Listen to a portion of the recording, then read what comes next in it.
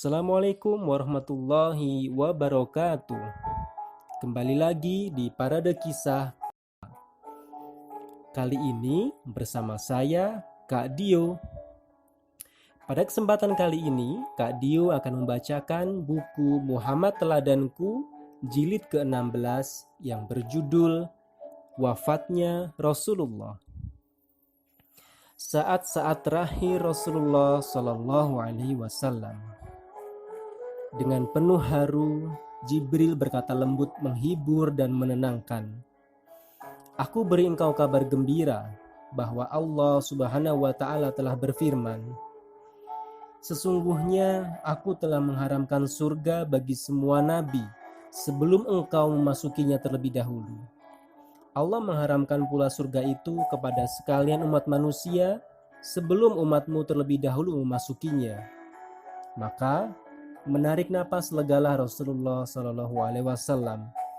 Beliau bersabda, sekarang barulah senang hatiku dan hilang rusuhku. Kemudian Rasulullah Shallallahu Alaihi Wasallam menoleh kepada malaikat maut dan bersabda, ya malaikat maut, sekarang mendekatlah kepadaku. Maka malaikat maut pun mendekat. Dia melakukan pemeriksaan sejenak untuk menggenggam ruh Rasulullah Shallallahu Alaihi Wasallam. Setelah itu, perlahan-lahan malaikat maut menaruh ruh Rasulullah Shallallahu Alaihi Wasallam. Ketika ruh telah sampai di pusat, Rasulullah Shallallahu Alaihi Wasallam menoleh kepada malaikat Jibril dan berkata, ya Jibril, alangkah beratnya penderitaan maut itu. Kemudian Rasulullah Shallallahu Alaihi Wasallam berdoa, Allahumma ya Allah, tolonglah aku dalam sakaratul maut ini. Jibril pun tidak sampai hati melihat keadaan Rasulullah yang dalam keadaan demikian itu, sehingga Jibril memalingkan wajahnya sejenak dari memandang Rasulullah Shallallahu Alaihi Wasallam.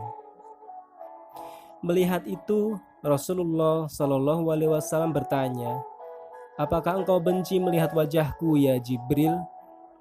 Jibril berkata, engkau kekasih Allah. Siapakah kiranya gerangan yang sampai hati melihat wajahmu, sedang engkau berada dalam keadaan sakratul maut? Saat itu Rasulullah Shallallahu Alaihi Wasallam berada di pangkuan Bunda Aisyah. Bunda Aisyah menuturkan, terasa olehku Rasulullah Shallallahu Alaihi Wasallam sudah memberat di pangkuanku. Kuperhatikan air mukanya. Ternyata pandangan beliau terarah ke atas seraya mengucapkan, wahai handai tertinggi dari surga. Maka Bunda Aisyah berkata, engkau telah dipilih, maka engkau pun telah memilih, demi yang mengutusmu dan kebenaran.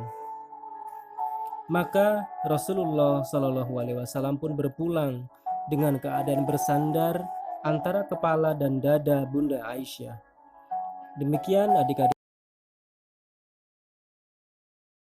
Semoga kita bisa mengambil hikmahnya. Assalamualaikum warahmatullahi wabarakatuh.